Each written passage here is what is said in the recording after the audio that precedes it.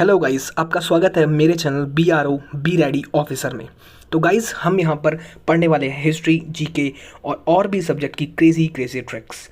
तो गाइस, ये मेरा पहला वीडियो है, तो जिन्होंने अभी तक मेरा चैनल सब्सक्राइब नहीं किया है तो प्लीज़ जल्द से जल्द सब्सक्राइब कर लें। आगे बहुत से अच्छे कंटेंट आने वाले हैं गाइस। तो चलिए चलते हैं हमारे आज के टॉपिक पर।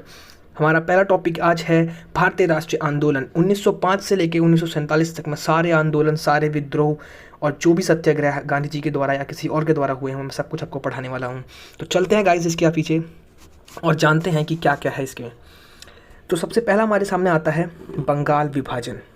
तो गाइस, बंगाल विभाजन कब हुआ था? 16 अक्टूबर को बंगाल विभाजन हुआ था और 7 अगस्त 1905, इस डेट को आपको बहुत ही इम्पोर्टेंटली याद रखना है क्योंकि इसी दिन हमारे देश में स्वदेशी आंदोलन हुआ था। कौन सा आंदोलन हुआ था? स्वदेशी आंदोलन, ठीक है। और स्वदेशी आंदोलन क्यों हुआ था?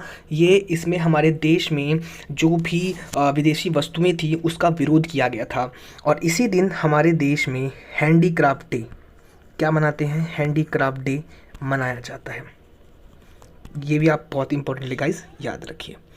तो चलिए देखते हैं। इसके बाद आता है बहुत ही इंपॉर्टेंट टॉपिक है सूरत अधिवेशन 1909 का 1907 का सूरत अधिवेशन। इसके अध्यक्षता की थी रास बिहारी बोस ने। इसमें क्या था, जो नरम दल और गरम दल थे वो 2 दलों में विभाजित हो गए थे, ठीक है गाइस। इसके बाद क्या होता है, 1909 में भारत परिषद अधिनियम आता है। भारत परिषद अधिनियम 1909 आता है।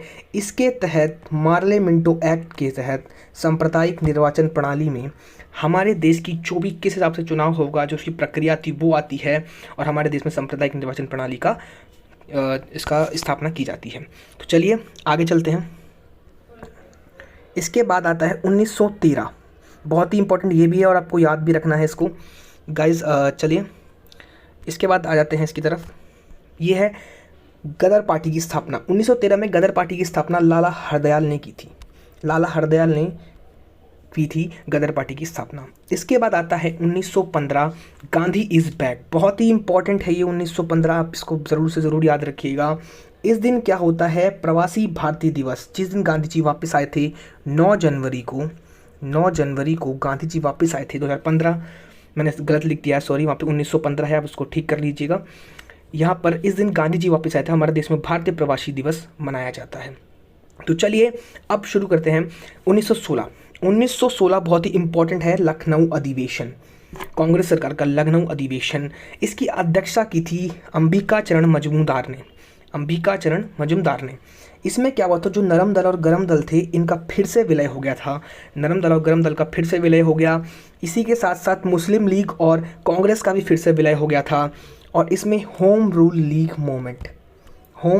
मूवमेंट, इसमें कौन कौन थे?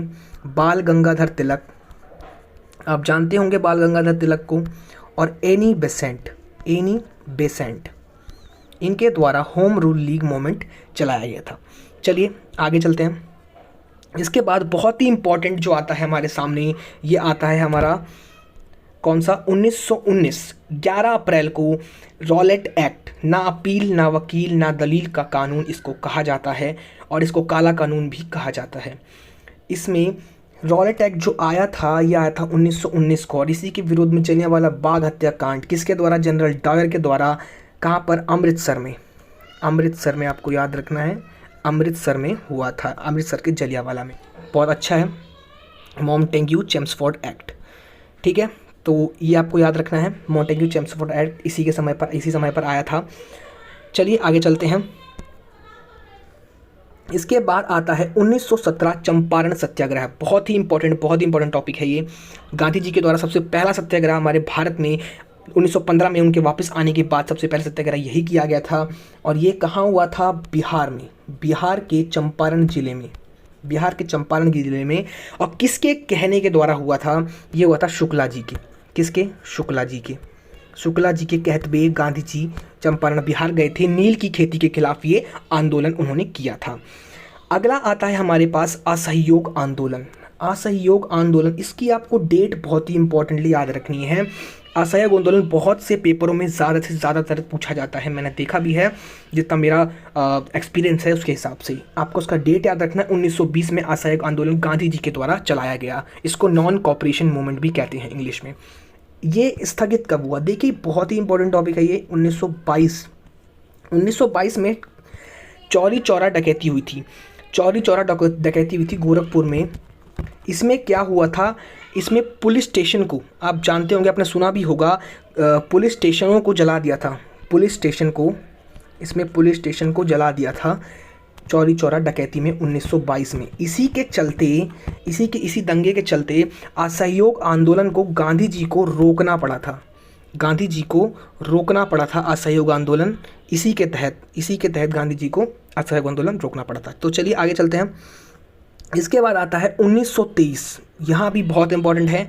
यहाँ पर मोतीलाल नेहरू द्वारा स्वराज पार्टी की स्थापना की जाती है। स्वराज पार्टी की स्थापना की जाती है।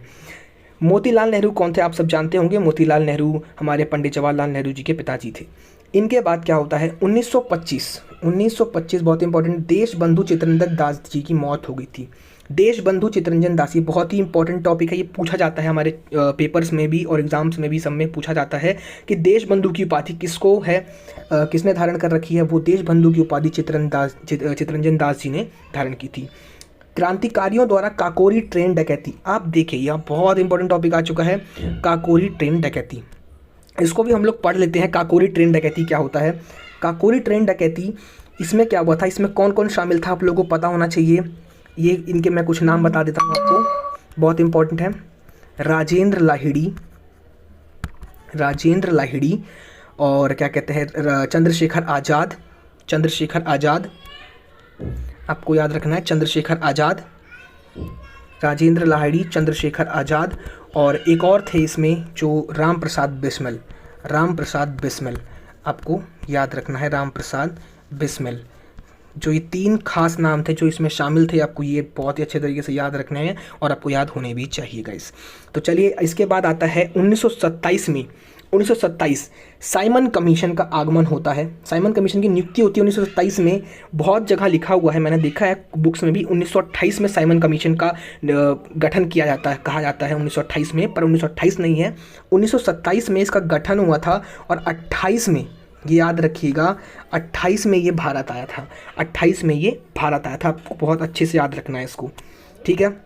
इसके बाद देखिए यहाँ पर सबसे पहले आपके बता देते हैं, आता है यहाँ पे 1928, बहुत ही इंपॉर्टेंट, बहुत ही ज़्यादा इंपॉर्टेंट टॉपिक है यहाँ पर। ये नेहरू रिपोर्ट जारी की जाती है, किसके द्वारा?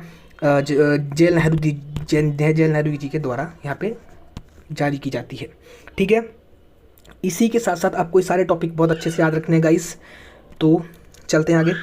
तो गाइस यही हमारी ये वीडियो समाप्त होती है, और अच्छी लगी वीडियो तो गाइस प्लीज़ कमेंट करके बताइएगा, और कोई डाउट हो तो प्लीज़ हमारे चैनल पर जाकर नीचे कमेंट कीजिएगा, या हमारे इंस्टाग्राम हैंडल को नीचे हमें दे रखा है, आप जाके वहाँ पे मुझे फॉलो कर सकते हैं और वहाँ पे मुझे मैसेज कर सकते हैं अगर आपको कोई भी दिक्कत, कोई भी प्रॉब्लम हो। And guys please do like, comment and share to your friends. Thank you for watching the video and share it much and more guys. And part 2 के लिए गाइज प्लीज़ मेरे कमेंट कीजिए, मुझे फटाफट, मुझे पता लगना चाहिए, तभी मैं लेके आऊँगा सेकंड वीडियो गाइज। बाय, मिलते हैं अगले वीडियो में।